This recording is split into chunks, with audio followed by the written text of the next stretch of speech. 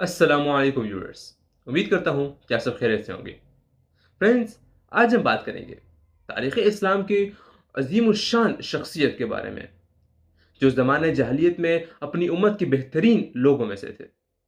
वो आला मर्तबे का हामिल, नहायत ही दौलतमंद, इंतहाई मुतवस्सित और फसाहत व बलागत के मालिक थे। उनने कभी किसी बुत को सजदा नहीं किया और इस्लाम कबूल करने से पहले भी कोई गैर इखलाकी हरकत नहीं की। वो अपनी दौलत, सखावत, तकवा और दयानत के लिए मशहूर थे। वो मक्का के उन 22 पढ़े लिखे लोगों में से थे जो लिखना जानते थे। तो जी हाँ दोस्तों, मुझे लगता है कि आप सब समझ ही गए होंगे कि आज हम बात करने वाले हैं हज़रत उस्मान बिन अफ़्फ़ान रज़ियल्लाहु अन्हु के बारे में। चलिए दोस्तों, इनके बारे में तफ़सील में बात करते हैं। उनका पूरा नाम उस्मान बिन अफ़्फ़ान बिन अलास बिन उमय्या बिन अब्दुल शम्स बिन अब्दुल मनाफ था। आप हमारे प्यारे नबी सल्लल्लाहु अलैहि वसल्लम से तकरीबन 5 साल छोटे थे। उनके वालिद इस्लाम से पहले यानी ज़माने जाहिलियत में ही इंतकाल कर गए थे। उनकी वालिदा का नाम अरबा बिनते कुरैश था और उनका इंतकाल उनके बेटे उस्मान रज़ियल्लाहु अन्हु के दौरे खिलाफत में हुआ। वो जल्द मुसलमान हुई और 2 हिजरतों में हिस्सा भी लिया। पहली हबशा यानी इथोपिया और दूसरी मदीना। उनने रसूलुल्लाह सल्लल्लाहु अलैहि वसल्लम की बेटी रुकैया बिनते मोहम्मद से शादी की और वो जंग बदर की रात फौत हुई। फिर आप सल्लल्लाहु अलैहि वसल्लम ने अपनी कुलसूम बिनते मोहम्मद का निकाह आपसे कर दिया। उलमा कहते हैं कि आपके अलावा किसी ने नबी की 2 बेटियों से निकाह नहीं किया। इस वजह से उनका लक़ब ज़ुन्नूरैन यानी 2 रोशनियों वाला रखा गया।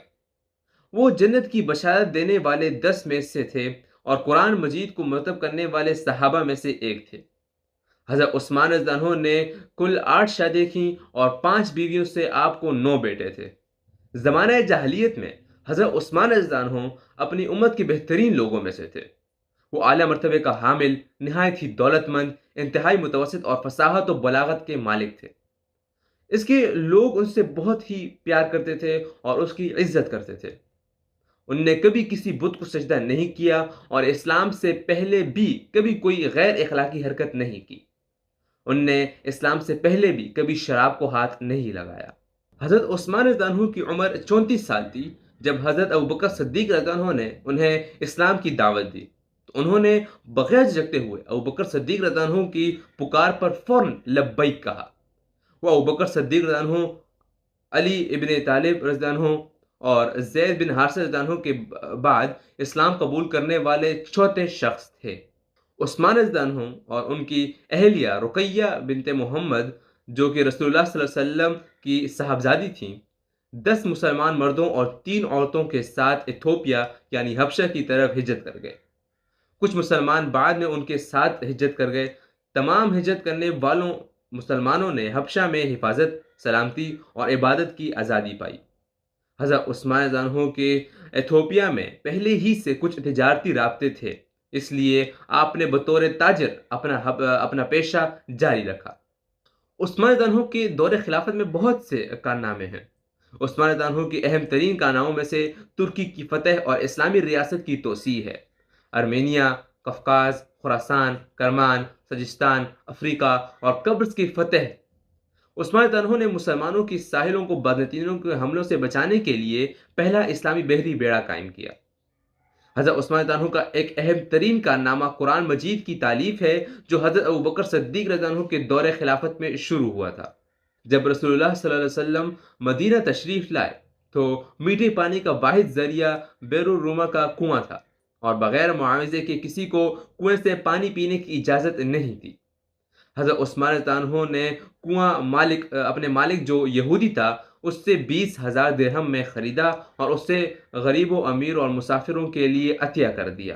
कुछ इसी तरह मदीना में मस्जिद नबवी मुसलमानों के लिए इतना छोटा हो गया था कि वो 5 वक्त की नमाज सही से अदा नहीं कर सकते थे, उनकी तादाद की वजह से। हज़रत उस्मान रज़ियल्लाहु अन्हु ने मस्जिद की साथ वाली ज़मीन 25 या 20,000 दिरहम में ख़रीदी और ज़मीन को मस्जिद के एरिया में शामिल कर दिया, जो बाद में मुसलमानों के रहने के काम भी आई। शवाल 35 हिजरी में हंगामा हुआ और ज़ालिमों ने उस्मान रज़ियल्लाहु अन्हु को उनके घर में 40 दिन में महसूर करके मस्जिद में नमाज पढ़ने और पानी से भी रोक दिया। लेकिन جب آپ نے بعض صحابہ کرام کو دیکھا جو ان کے لیے لڑنے کے لیے تیار تھے تو آپ نے اس لڑائی کو روک دیا کیونکہ وہ اپنی خاطر کسی مسلمان کا خون بہانا نہیں چاہتے تھے۔ پھر سازشی حملے سے پیچھے سے ابو ہرون النصار کے گھر سے ان کے گھر میں گھس آئے اور ان پر حملہ کیا جب وہ قرآن پڑھ رہے تھے۔ ان کی بیوی نائلہ رضی اللہ عنہ نے ان کی حفاظت کرنے کی کوشش کی، لیکن انہوں نے اس سے بھی تلوار سے مارا اور اسے انگلیاں کاٹ دی۔ باغیوں نے آپ کو قتل کر دیا اور آپ کا خون قرآن پر لگا۔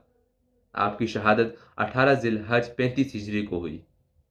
دیکھنے کے لیے شکریہ دوستوں، ملتے ہیں اگلی ویڈیو میں، تب تک کے لیے اللہ حافظ۔